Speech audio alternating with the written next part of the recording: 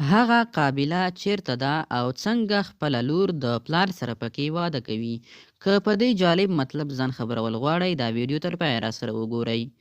دوستانو په اول کې خو درته ښه راغلاست وایم او بیا درنه غوښتنه کوم چې که زموږ چینل مو نوي سبسکرایب دا هم در سره سبسکرایب کړئ.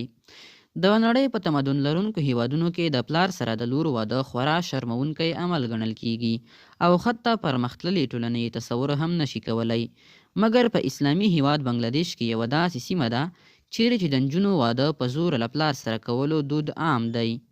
د بنګلادیش د رسنیو د راپورونو له مخې د بنګلادیش د منډي په غرنۍ قابلې کې که کومه کونډه وغواړي واده وکړي نو هغه باید د خپلې قابلې یا کورنۍ له کوم غړي سره واده وکړي. کونډه باید خپل واده سره سره د خپلې لور واده هم د خپل دوهم میړه سره وکړي. د منډي قابله په دې باور ده چې دا واده د قبیلې نسبت ډیروي ځکه چې نجلۍ سره د دوی نسل ډیریږي. سربیره پر دې بیا د دوی د کورنۍ شتمني هم خوندي کیږي ځکه چې که کونډه مړه کیږي نو د هغې تر مرګ وروسته د هغې لور د هغه ټول ملکیت مالکه کیږي او د هغه ملکیت د قابلې یا کورنۍ څخه بهر نه وځي. یوې بنګلادیشۍ مجلې د همدې قابلې د یوې نجلۍ سره مرکه کړې ده.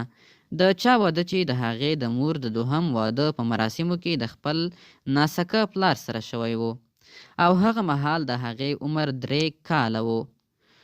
اورلا دلبوټ اوس 30 کلنه ده او د هغې د خپلې مور دوهم میړه او د خپل ناسکه پلار څخه 3 اولادونه لري.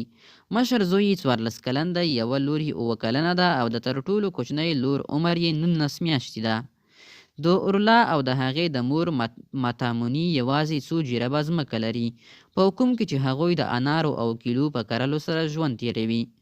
د اورلا په وینا کله چې هغې ته د بلوغت په وخت کې معلومه شوه چې هغه د خپل ناسکه پلار ښځه ده نو د هغې زړه غوښتل چې له دې ځایه وتښتي. کله به چې له نوتن سره خپله مور لیدله نو هغه به خوشحاله وه او د دوی د خوندیتوب لپاره به یې دعاګانې کولې. هغې هم غوښتل چې د نوتن په څیر میړه ولري، مګر کله چې هغې ته معلومه شوه چې هغه د خپلې مور د واده سره د هغې واده هم له نوتن سره شوی نو دغه شیبې به هغې لپاره خورا دردونکې وې. خو بیا هغې له حالاتو سره جوړجاړی وکړ. دوستانو که تاسو هم په دې اړه کوم نظر یا معلومات لرئ نو موږ سره یې کمنټ کې شریک کړئ. د ویډیو لیدلو مو مننه.